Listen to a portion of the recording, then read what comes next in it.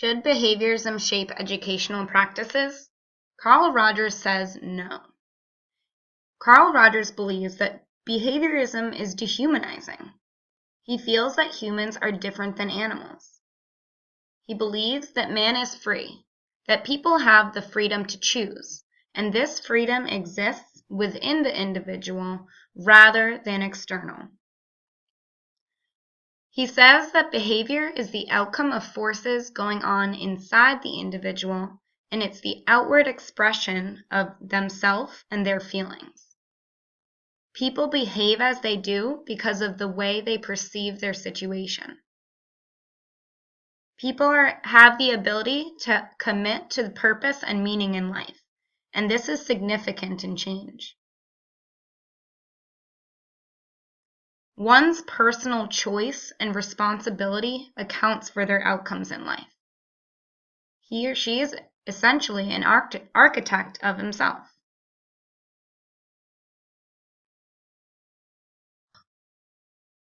This quote from Carl Rogers reads, "The curious paradox is that when I accept myself just as I am, then I can change." Let's just take a minute to review behaviorism versus humanism. The behaviorist point of view says that behavior is shaped by environment, that environmental factors can be changed, and that schools can change aversive controls by using positive reinforcements.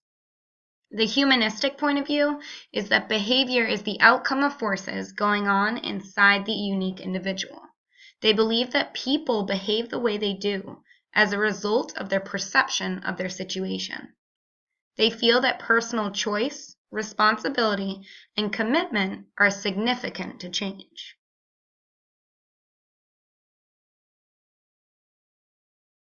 This leads us to the implications and final thoughts.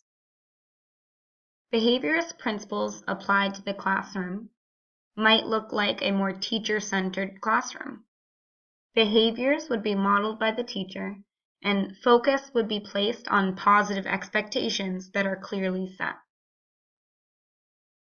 There would be use of consistent repetition of material and progressive sequence tasks, including question and answer frameworks, guided practice, and regular review of information and material. Positive reinforcement would be used in the form of compliments and praise for desired behaviors, and it could also be used in specific feedback, which would lead to the behavior being repeated. On the other hand, a student who does not receive the positive feedback would be less likely to learn that material or to repeat that behavior. Rewards and consequences would be given for expected and desired behaviors as well as unexpected or undesired behaviors. Therefore, extrinsic motivation would be being used. Behaviors would assess the degree of learning using methods that are measurable, such as exams and assessments. One could argue there is value in both behaviorism and humanism, and there's really no right or wrong. Paying attention to a child's self-concept as well as teaching skills will increase the likelihood of success in behaviors that we hope to produce. Using different approaches may result in the most progress among students. It could also relate to difference in learning styles within one classroom. Both behaviorist and humanistic approaches can be used in appropriate situations to reach certain goals. This concludes implications and final thoughts. The narrative bibliography will follow, and we will then go over the reflection activity.